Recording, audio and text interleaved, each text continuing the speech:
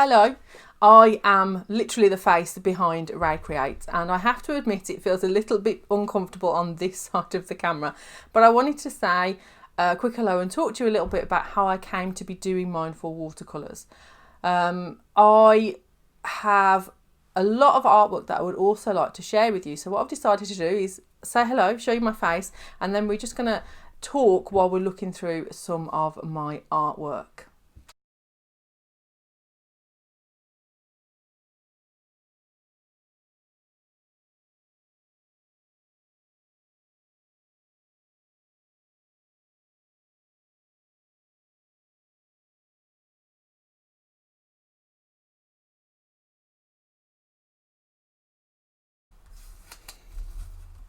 Okay, so to explain where my mindful watercolour approach from, I need to kind of put it in a little bit of context.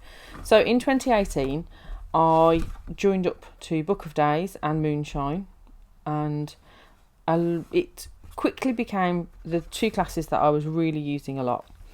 I was also doing other classes at the time, and I had got so many ideas, so many things to try in watercolours, in acrylic, art journaling. I totally embraced journaling and found out how important that was for me. At the time, I was coming off antidepressants, and that was really challenging for different reasons. I was ready to come off them, but I had quite a reaction to coming off them, so I had to taper really, really slowly. I was getting all kinds of odd visual disturbances and kind of feeling like I was having vertigo. I also was kind of, when I was digging deep in the journaling, there was lots of stuff going on for me, lots of things came up, things with my family, things with my biological father. I actually reached out and I spoke to him for the first time ever in my life, and then made the difficult decision not to continue having contact with him. And so life was challenging, but I was still getting ideas and I was still engaging with all the things and doing all the art. And then my father-in-law, who I had known since I was 15, so a very, very long time, was diagnosed unexpectedly with cancer, and that's around here. And I know it's around here because I made this very, very soon after he died. And I made it very deliberately, and it was really hard because I did not want to create anything. And I had recognised I needed to create things, and I literally made myself sit at the table and paint. And so this is him. This is all the things I remember about him.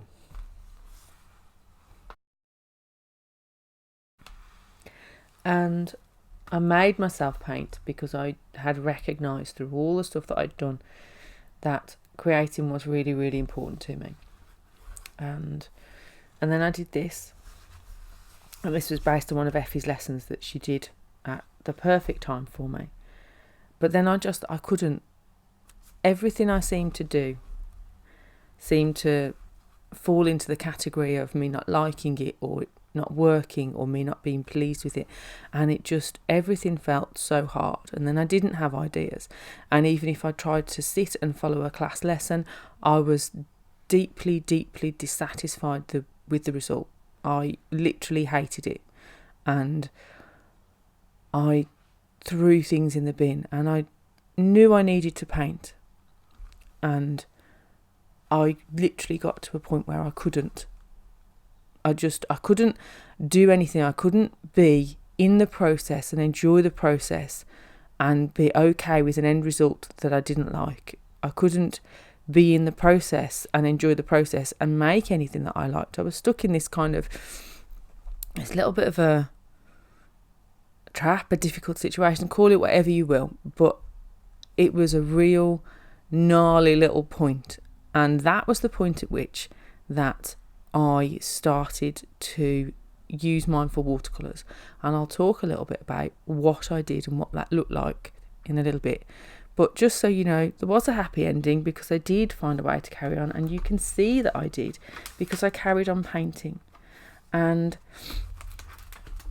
I carried on making things, and some of them I liked. Some of them I didn't like. Some of them were not great. Some of them were fab. But what happened for me in finding the mindful watercolours and the approach that worked for me, I also found within myself the ability to engage with the process and be okay if the end result wasn't exactly what I wanted. I really became a lot more resilient. And so life was hard, life was tricky,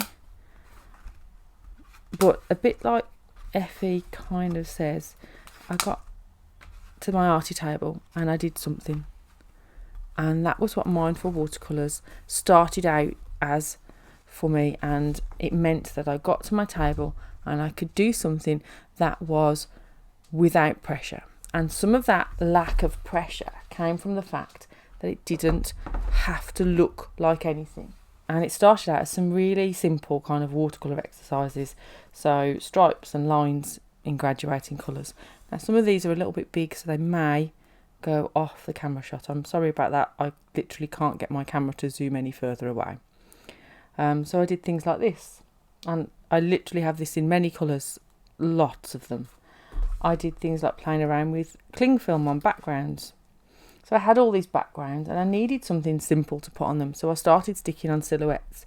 Now the thing with a silhouette is that once you've got the outline, and initially I used photographs that I had of friends, of people, of animals, of free kind of vector art and stuff online. Once you've got the outline, you've just got to fill it in. There's no detail, and pretty much you're going to be fairly successful as long as you've got some care and attention to kind of following the line, and you don't choose anything too tricky.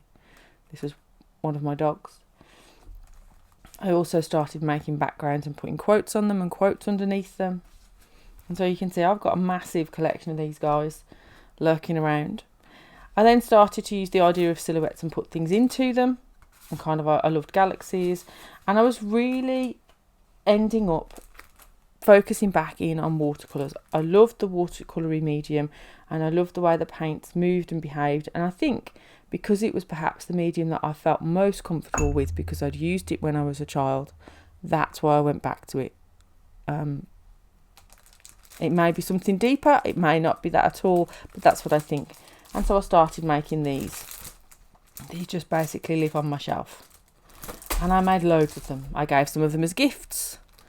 I did animals. I made pebble paintings because I love pebbles, and they were fairly simple again. I was moving into things a little bit, gently, dancing a little. And I also, whilst I was doing all that, and I was getting back into doing the things and making myself sit and have a go, I developed a little bit of an idea in my head of this idea of just sitting and doing it, and that annoying little gremlin in my head that was saying you're no good at art, you're not an artist, and all those things. I was just kind of acknowledging them and going, yeah, but I'm not listening to you right now, because I'm just going to do this, and I'm not going to judge me, and I'm not going to do anything other than enjoy what the paint is doing. And those kind of paintings where the paint is moving really enabled me to do that wet in wet technique that I often tend to find myself coming back to, enabled me to do that really successfully.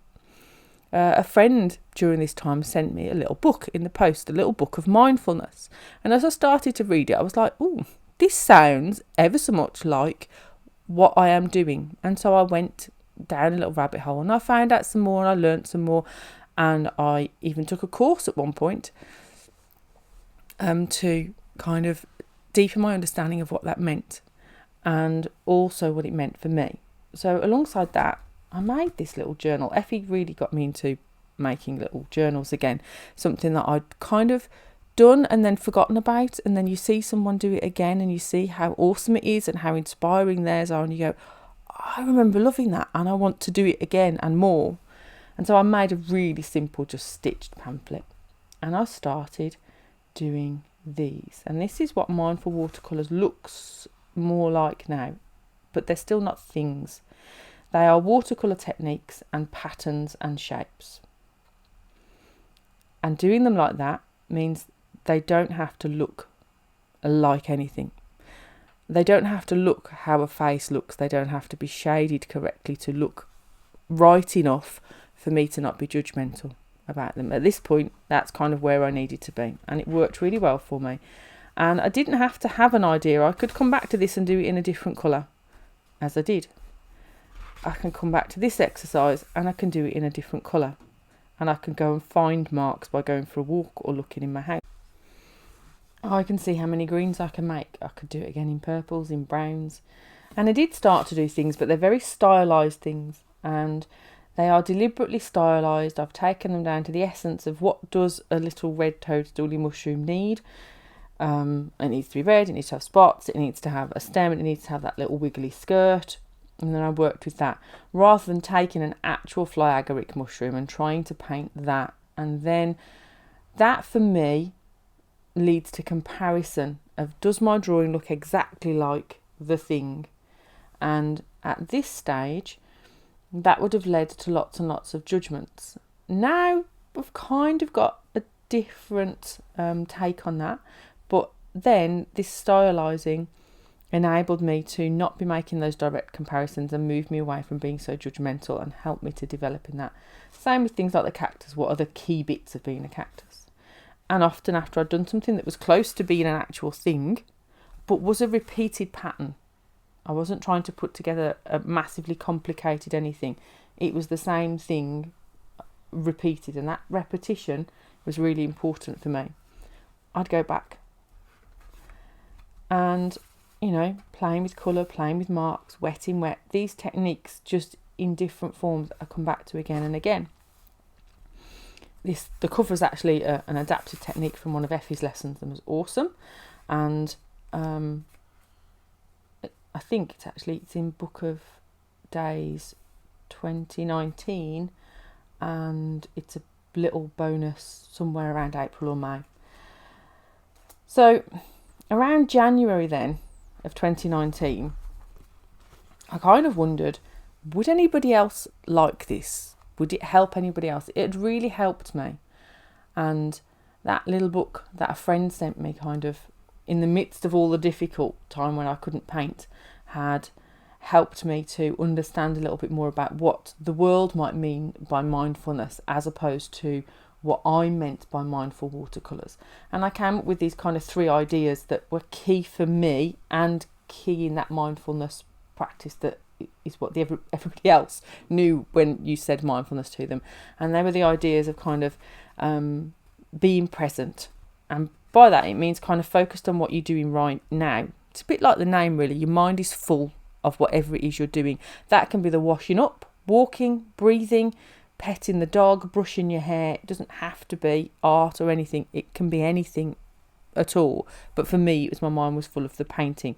And that's where I found it easiest to be fully present in just what I was doing right in that moment. Not thinking about what had gone on yesterday or things I needed to do tomorrow or all those kind of things that can really dominate your brain, but really being in the moment. And that's what being present meant. And then there was this idea of kind of observing with curiosity. What would the paint do? What would the colours do? What if I added this? And it's almost childlike, and that idea of kind of a beginner's mind. And then the third one was the no judgment and stepping away from being judgmental and judging what you do and making it good or bad.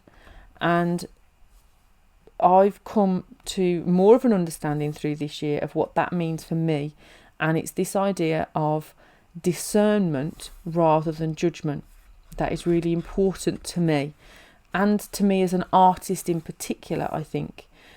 As an artist, I am going to create things that I really like, and I am going to create things that I really don't like. That's okay. That's different from wrapping up me liking or not liking it in a story about how good or bad I am at art. And for me, that difference is key. I can like or not like, and that's absolutely great and to be expected, and that's what helps me to get better as an artist. I go, didn't really like that. I would like it if it was more like this. Next time I can do X, Y or Z to move closer to what I like. And I improve little bit by little bit. And when I say improve, I mean I get closer to what it is that I want, how I want to paint, how I want it to look. I don't mean improve as in I get better according to somebody else's technique or somebody else's opinion. I mean mine. And for you, that would be yours. And that idea that I need discernment, I need to like and not like things in order to improve and develop and learn new stuff.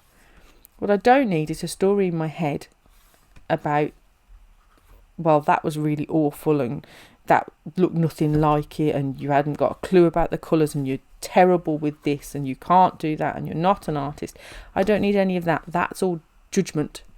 And so one of the things I do and did is when I catch or caught myself being quite judgmental, it would be a case of I would stop, I would pause, I would take a breath or two, I would acknowledge that I'd been judgmental, and I would just simply remind myself in my head, but I don't want to be that.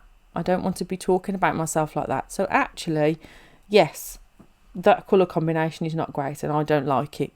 Next time I won't use purple and orange next to each other because they make a disgusting brown that I don't like, rather than the story and the judgment. And so with mindfulness, for me, it's a little bit like a muscle, and it's a muscle that I continually use and I continually try and engage in a day-to-day practice, but also when I find myself judging in other areas of my life, it comes to the fore. When I find myself sat out with friends and I pull out my mobile phone and I kind of go, actually, you know what?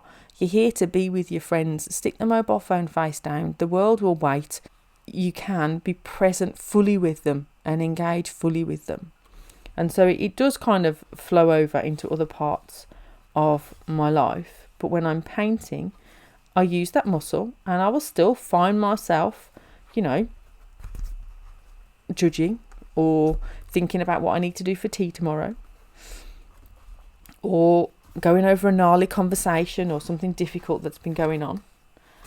And so I will engage it. Now, there are some times when my mind is so incredibly busy that I journal first. It's still busy and it finds it hard to quiet down.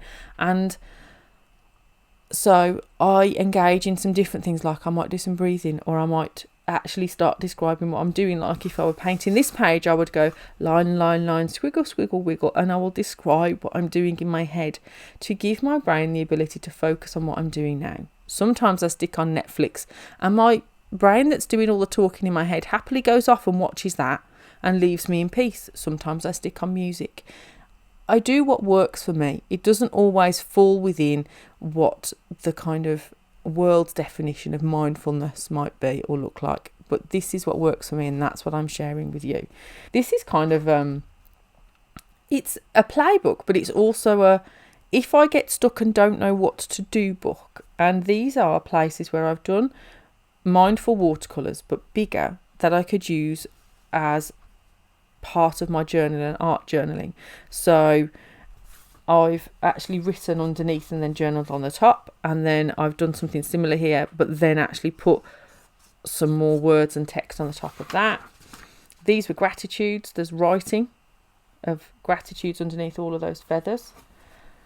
Here again, it was I was kind of done some journaling and I came here and did some painting and then picked a quote. This was I did the journaling on the page, and then I did an awful lot of all kinds of everything on the page. That was from a lesson in Book of Days last year, and I have forgotten who it was, but it was a great lesson and I loved it. This was I just need to play. Remember, you can play and you can splatter salt and I can come back and do things on top of this as a surface. This again was some journaling and then painting and then drawing and then text. This was journaling and an exercise from one of my mindful watercolour classes, I think maybe October of 2019. This again, same class but then adapted. So it started off with circles and then I've drawn on top of it. Here, similar thing, different colour scheme. This is the technique lesson in Book of Days 2020. This is a recent one from a mindful watercolour class, and I don't know if you can see, but my journaling's underneath and it kind of watercolours on the top.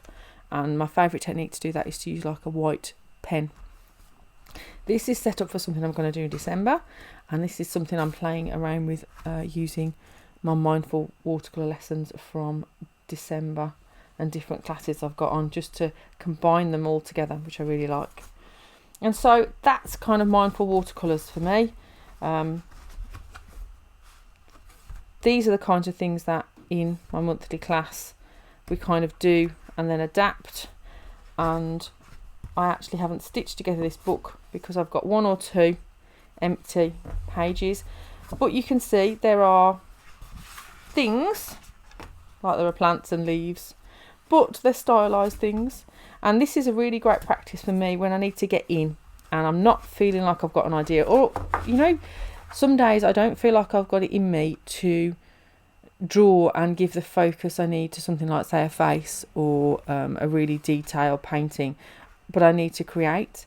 They're also great warm-ups just to kind of get painting and get doing, and that is really what mindful watercolours look like for me now. And I have lots and lots of journaly bits hanging around, and like I said, those 3 key ideas are the ones that I come back to over and over and over again. So I've come to realise that actually sometimes I have a small amount of time, and so I've actually been working a lot recently on these little A6 kind of size cards, which are for, in the UK it's just an A4 piece of paper cut in half, and I've gone back and done old lessons and done part of them. I've gone back and picked my favourite techniques and done them in different colours, and these are great if you do anything like morning pages and want to add mindful watercolours into your day-to-day kind of life. Something this size is a great size because it's not as small as an ATC card where you've got to be quite careful with the detail. Lots of ways you can adapt them, but working at this size is really quite fun, and it's what I'm really enjoying at the moment, so I wanted to share those with you as well. So that really is how I came to need to develop mindful watercolours, why I came to do it, a little bit about how I do it in terms of those 3 core principles, and there is a PDF where I talk about that, and I talk a little bit more about how I begin, so that you've got those as notes that you can have a look at and kind of pull out the bits that are going to suit you and work for you, and a little bit about how it looks and what it's looked like in its different forms for me to get to where I am now. So I hope that was interesting. I hope you enjoyed seeing the art. Thank you for joining me, and I'll see you in another video really soon.